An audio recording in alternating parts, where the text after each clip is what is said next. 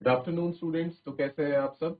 मैं साहिल रावत, आपका English mentor, स्वागत करता हूं स्टूडेंट्स आपका आज की क्लास में। तो चलते हैं सीधा क्लास की तरफ।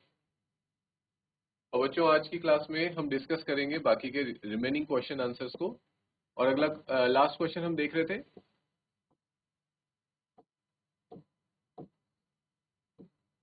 कि गेम हंटिंग के इंस्टांसेस हमें बताने थे कि आज के डेट में कैसे रिच और पावरफुल लोग, जिस तरह का गेम हंट उस वक्त चल रहा था महाराजा के वक्त में, आज भी कैसे वो चलता है और कैसे वो एक केयरलेसनेस शो करता है टुवर्ड्स वाइल्ड लाइफ बींग्स। ठीक है, तो ये सारी चीजें हम पढ़ते आए कि क्या लीगल लूप होल्स हैं और किस तरह से टेक्नोलॉजी इनेबल्ड हंटिंग आ गई है, पोचिंग नेटवर्क्स बढ़ गए हैं, एक्सोटिक पेट्स की क्या हो रही है बच्चों, सप्लाई हो रही है, इंपोर्ट एंड एक्सपोर्ट हो रहा है, ट्रेडिशनल मेडिसिन के लिए उनको यूज किया जा रहा है। लीगल लूप होल्स क्या है कि लोग कानूनी उसमें भी कुछ ना कुछ गड़बड़ ढूंढ लेते हैं और फेक परमिट्स वगैरह बना के भी इन कामों को कंडक्ट करते हैं। एग्जाम्पल्स ऑफ केयरलेसनेस में हमने देखा था कि किस तरह से पुअर कंडीशंस में एनिमल्स को रखा जाता है और उनको उनकी क्या की जाती है बच्चों, अ, हम कह सकते हैं उनको सप्लाई किया जाता है या फिर उनकी कालाबाजारी की जाती है। सिस्टमेटिक इशू में हमने देखा था कि सिस्टम में ही क्या है इशू है, जैसे कि जानवरों के फर, उनकी खाल के लिए एंडेंजर्ड स्पीशीज को खत्म किया जाता है। फार्मास्यूटिकल कंपनीज उन्हें एक्सप्लॉइट कर रही हैं और माइनिंग कंपनीज उनके जो उनके घर है, हैबिटेट का मतलब होता है जहाँ पे आपका घर होता है, जहाँ आप नेचुरल फॉर्म में रहते हो। तो जानवर नेचुरल फॉर्म में जंगलों में रहते हैं, उस हैबिटेट को ही क्या किया जा रहा है, बर्बाद किया जा रहा है। अगला पैरेलल विद टाइगर किंग, अगर इसको टाइगर किंग के साथ देखें तो कैसा है ये, ईगो एंड स्टेटस की बात है यहाँ पे। Like the Maharaja, modern wealthy hunters often seek trophies for personal validation. आज की डेट के जो मॉडर्न महाराजाज हैं, आप समझ रहे हैं बच्चों किन की बात हो रही है, वो क्या है, वेल्दी हंटर्स हैं और वो एक तरह से इसको क्या समझते हैं, ट्रॉफी समझते हैं हंट करना, या फिर अपनी पर्सनल वैलिडेशन मानते हैं। Social media has replaced palace walls for displaying conquest. जिस तरह से पुराने वक्त में क्या होता था, जब कोई राजा महाराजा किसी बड़े जानवर का शिकार करते थे, जंगली जानवर का शिकार करते थे, तो उसको अपनी बहादुरी दर्शाने के लिए क्या करते थे बच्चों, अपने पैलेस की वॉल्स में डिस्प्ले में लगा देते थे, ताकि जो भी लोग आए और ये देखें और राजा की वाहवाही करें। आज की डेट में पैलेस वॉल्स नहीं है, लेकिन क्या है, सोशल मीडिया है। इस तरह के लोग ये सारी चीजें अब कहाँ डालते हैं, सोशल मीडिया में डालते हैं। द एटीट्यूड रिमेन्स, और उनका एटीट्यूड क्या है कि I have the money power therefore I can do what ever I want. ठीक है बच्चों।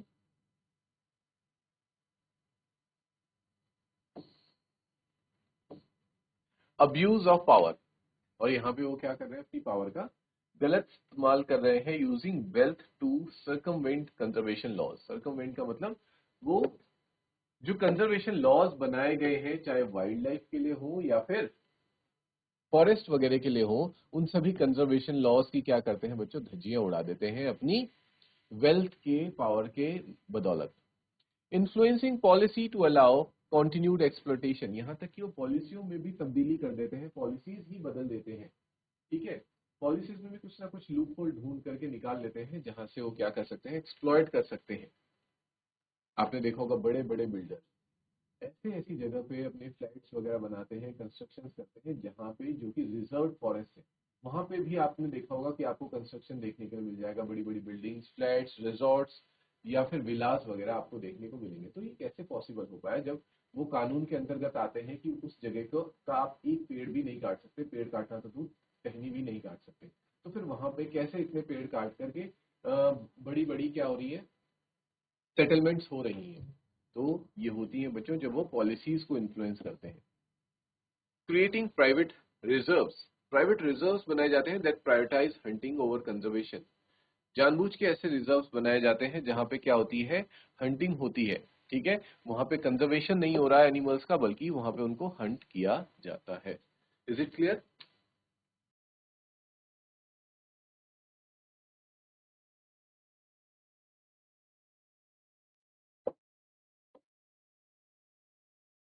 और इसके इन्वायरमेंटल कॉन्सिक्वेंसेस क्या होते हैं कि पर्यावरण पे ये सारी चीजें जो एक्टिविटीज हो रही हैं, ये सभी इलीगल एक्टिविटीज का असर क्या पड़ता है हमारे पर्यावरण पे, देखते हैं।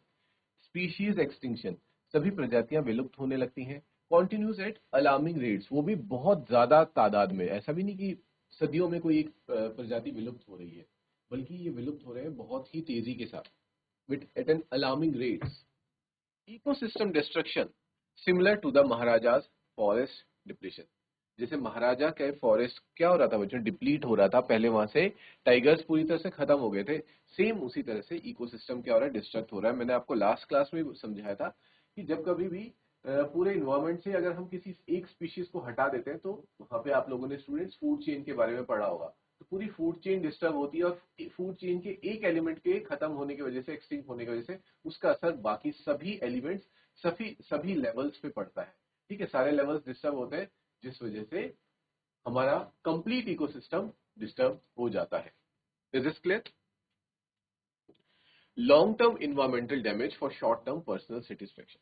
ये सब चीजें क्या है बच्चों, पर्सनल सेटिस्फेक्शन है, शॉर्ट टर्म पर्सनल सेटिस्फेक्शन है। किसी एक इंसान का हंटिंग को पसंद करना क्या है, पर्सनल सेटिस्फेक्शन है। और वो इंसान ज्यादा से ज्यादा कितने साल रहेगा, वो इंसान रहेगा 10 साल, 20 साल, 30 साल, इतने साल वो अपनी हंटिंग वाले प्रोफेशन को कंटिन्यू करेगा, बट उसके बाद वो चला जाएगा इस दुनिया से। लेकिन जिस अगर वो 30-40 साल तक अपनी हंटिंग को क्या करता है, कंटिन्यू करता है, या फिर बाकी जितनी भी चीजें हैं उन अपनी अपनी नीड्स को सेटिस्फाई करने के लिए इन्वायरमेंट को हार्म करता है, जानवरों को नुकसान पहुंचाता है, तो इसका जो असर होगा ये बहुत लॉन्ग टर्म होगा।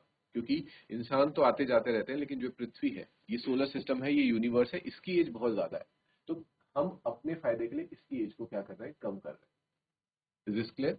एक लॉन्ग टर्म डैमेज हम दे रहे हैं अपने इन्वायरमेंट को, सिर्फ और सिर्फ अपने शॉर्ट टर्म पर्सनल सेटिस्फेक्शन के लिए। Is this clear?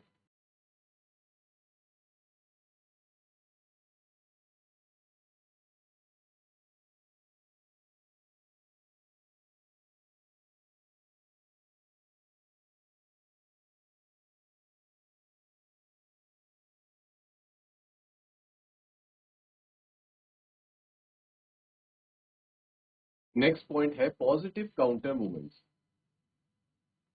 Counter movements का मतलब होता है कि ये सारी चीजों पर रोक लगाने के लिए क्या क्या किया। ठीक है, तो इनको रोकने के लिए सरकार के द्वारा कंजर्वेशन फॉरेस्ट एफर्ट्स लगाए गए, जिसमें wild life protection organisations gaining support. ठीक है, वाइल्ड लाइफ प्रोटेक्शन एक्ट लाया गया, celebrity conservation using influence positively. कुछ सेलिब्रिटीज वाइल्ड लाइफ को कंजर्व करने की बात भी करने लगे, और क्योंकि वो इन्फ्लुएंशियल लोग हैं तो उनकी बात को क्या लिया जाता है, सीरियसली लिया जाता है, जिसका रिजल्ट हमें एक पॉजिटिव रिजल्ट के रूप में देखने को मिला। Technology being used for protection rather than hunting. Technology का यूज अब, पहले कुछ लोग इसका यूज हंटिंग के लिए करते हैं, तो कुछ लोग अब इसका यूज प्रोटेक्शन के लिए भी तो हो सकता है। हम ड्रोन की मदद से ये भी तो मॉनिटर कर सकते हैं कि किस जगह पे कोई हंटर्स तो नहीं छिपे हुए हैं, या फिर कोई हंटिंग वगैरह तो नहीं कर रहा है, तो पूरा क्या कर सकते हैं बच्चों, आप ट्रैक कर सकते हैं सारी चीजें, या सर्वेलेंस कर सकते हैं। फिर आते हैं बच्चों लीगल प्रोसेस प्रोग्रेस। लीगल रूप से कानूनी तौर पर क्या प्रोग्रेस हुई है, तो उसपे हम कह सकते हैं stricter international wild life trade regulations. जो लोग क्या करते हैं, ट्रेड करते हैं, यानी कि व्यापार करते हैं वाइल्ड लाइफ से रिलेटेड चीजों का, उस पर स्ट्रिक्टर लॉज बनाए गए और कठोर नियम बनाए गए। इंक्रीज्ड पेनल्टीज, पोचिंग यानी कि हंटिंग करने पे और इलीगल ट्रेड करने पे, गैर कानूनी ट्रेड करने पे क्या लगाई गए हैं, पेनल्टीज लगाई गई हैं बहुत ज्यादा। Better enforcement of existing laws, और जो लॉज एग्जिस्ट कर रहे हैं अभी से, पहले से ही, उनको क्या किया गया है और अच्छे तरीके से एनफोर्स किया जा रहा है कि उनको ढंग से क्या किया जाए, फॉलो किया जाए।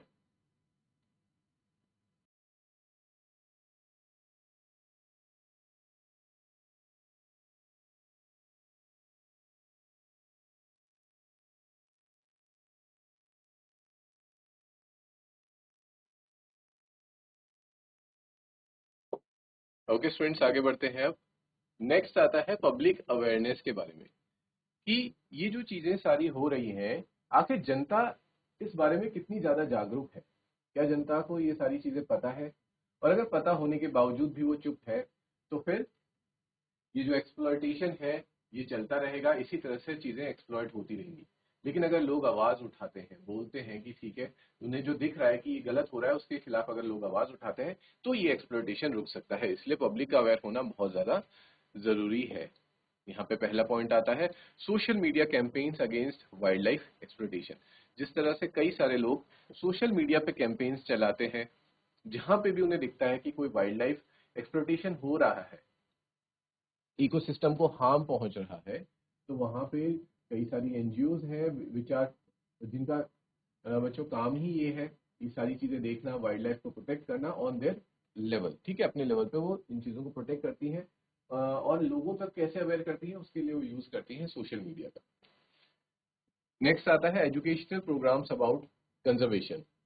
कंजर्वेशन को लेकर के कि हमें अपने इकोसिस्टम को बचाना है, वाइल्ड लाइफ को सेव करना है, उसके लिए क्या चलाने चाहिए, एजुकेशनल प्रोग्राम्स चलाने चाहिए, ताकि ज्यादा से ज्यादा लोग क्या हो, एजुकेटेड हो, अवेयर हो, और फिर वो, अगर हम अवेयर हैं तभी हम अपनी वॉइस रेज कर सकते हैं। अगर हम अवेयर ही नहीं है, हमें पता ही नहीं है कि आखिर मामला क्या है, नुकसान क्या हो रहा है और इसका लॉन्ग टर्म क्या इफेक्ट होगा, तो शायद हम उन चीजों को नजरअंदाज कर सकते हैं। And next is economic alternatives to communities dependent on wildlife trade। अब यहाँ पे बात आती है कि कुछ कम्युनिटीज तो ऐसी ही हैं जो वाइल्ड लाइफ ट्रेड पे डिपेंड करती हैं पूरी तरह से, जिनका सर्वाइवल ही वाइल्ड लाइफ के बेसिस पे हो रहा है। तो ना हम उनके सर्वाइवल को हार्म पहुंचा सकते और ना ही हम उनके सर्वाइवल के चक्कर में वाइल्ड लाइफ को डिस्ट्रॉय कर सकते। तो यहाँ पे क्या करा जा सकता है, उन कम्युनिटीज के लिए कुछ इकोनॉमिक ऑल्टरनेटिव्स ढूंढे जा सकते हैं, कुछ ऐसे रोजगार के साधन उनके लिए बनाए जा सकते हैं कि जहां से वो अपना वाइल्ड लाइफ ट्रेड छोड़ करके दूसरे कामों को अपनाएं, जिससे कि ना तो वाइल्ड लाइफ को नुकसान हो और ना ही उनके इकोनॉमिक सिचुएशन पे कुछ असर पड़े। इज इट क्लियर बच्चों?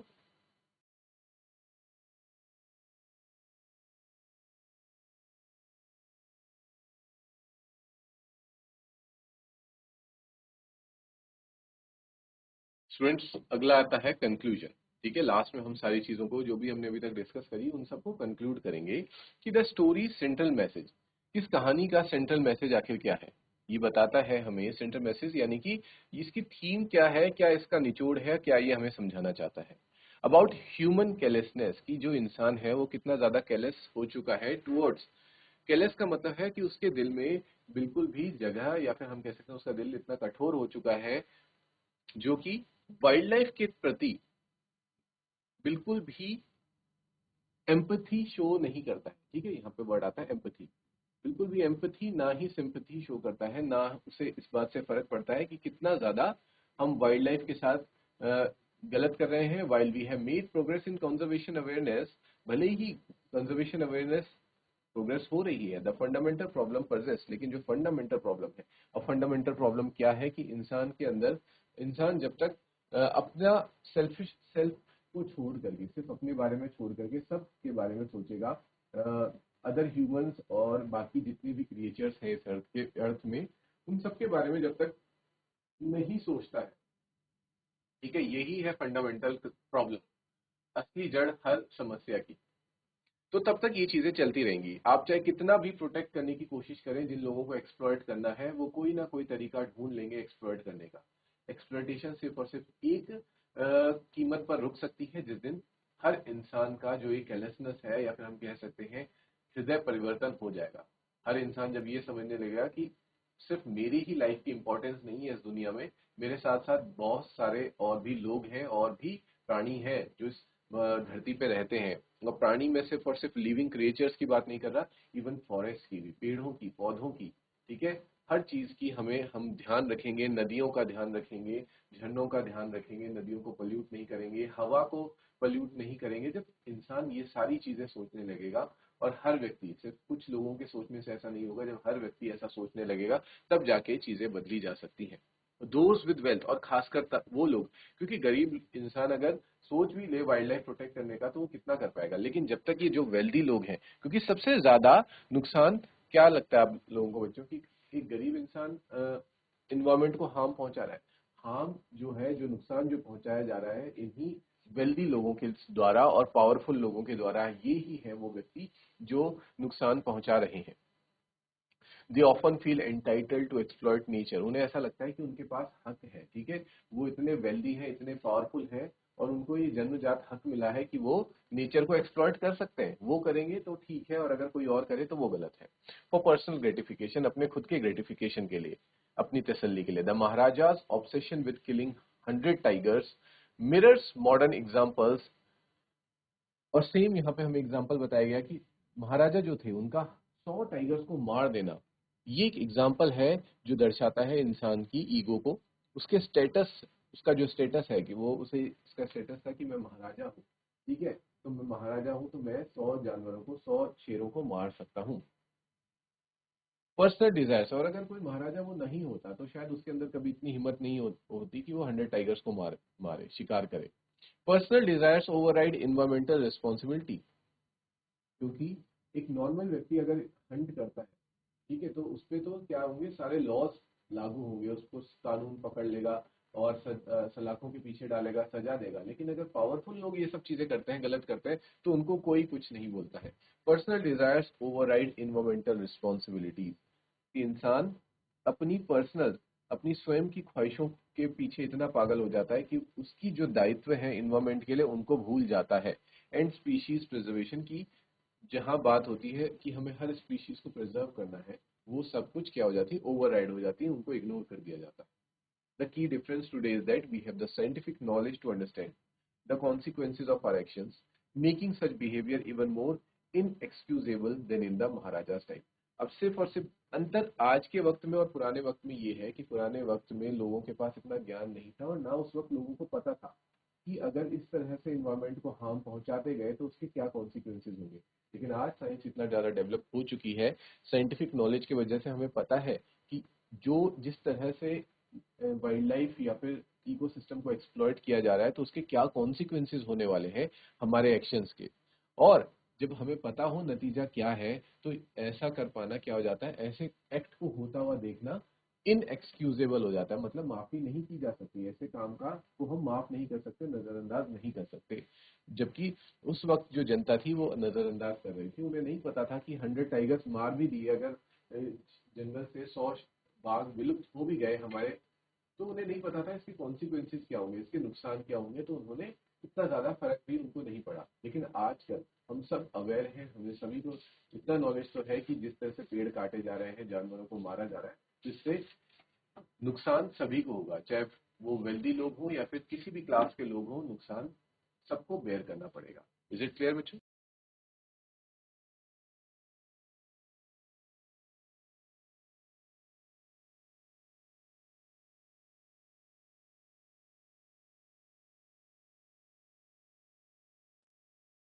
नेक्स्ट आता है students, we need a new system for the age of ecology, a system which is embedded in the care of all people and also in the care of the earth and all life upon it। कि अब हमें आवश्यकता है एक नए system की for the age of ecology. Age of ecology का मतलब है अगर हमें अपने इकोसिस्टम को प्रोटेक्ट करना है तो उसके लिए हमें एक नया सिस्टम बनाना पड़ेगा, एक ऐसा सिस्टम जिसमें क्या चीजें मुख्य हों, केयर ऑफ ऑल पीपल, की हर व्यक्ति की हम केयर की जाए, also in the care of the earth, साथ ही साथ पूरी पृथ्वी की केयर की जाए, ऑल लाइफ अपॉन इट, और पृथ्वी में जितने भी लोग जीव, जितने भी जीव हैं, ठीक है, चाहे वो ह्यूमंस हैं और बाकी जितनी भी स्पीशीज हैं, प्लांट स्पीशीज हैं या फिर एनिमल स्पीशीज हैं, और अर्थ इटसेल्फ, अर्थ की लैंड, हवा, वातावरण, सारी चीजों को हमें केयर करनी पड़ेगी, उसका ध्यान रखना पड़ेगा। इस बारे में हमें डिस्कस करना है कि क्या सच में हमें आवश्यकता है एक ऐसे सिस्टम की। I hope the question is clear. अब चलते हैं सीधा इसके आंसर की तरफ। तो आंसर स्टार्ट होगा बच्चों यहाँ से, the tiger king's destructive obsession with hunting tigers to the point of extinction serves as a powerful metaphor for humanity's broader relationship with nature। The story calls for a fundamental shift in how we view our role on earth, from exploiters to caretakers। मैं थोड़ा सा आप लोगों को इस question का basic idea दे देता हूं बच्चों, कैसे करेंगे। कि देखो, टाइगर का डिस्ट्रक्टिव ऑब्सेशन हमने देखा था, और अगर इसी तरह से लोग डिस्ट्रक्ट करते गए इस धरती को, तो क्या होगा, एक दिन पूरा का पूरा नेचर खराब हो जाएगा। इसीलिए हमें सबसे पहले करंट क्राइसिस को समझना पड़ेगा कि आजकल हो क्या रहा है, किस तरह से इन्वायरमेंटल डिस्ट्रक्शन हो रहा है। आप सभी जानते हैं क्लाइमेट चेंज, पोल्यूशन, डिफॉरेस्टेशन, ये सारी चीजें हैं। फिर अगला आता है बच्चों सोशल इनइक्वालिटी। ठीक है, सोशल इनइक्वालिटी कैसी कि जो हमने डिस्कस किया, वेल्दी लोग वो सारे क्या कर रहे हैं, नेचर को डिस्ट्रॉय कर रहे हैं। तो इस तरह से आप अपने सारे पॉइंट्स लिखेंगे। ठीक है, तो I am giving you this question as an homework, और मिलते हैं बच्चों नेक्स्ट क्लास में। Till then take care, have a good day and thank you.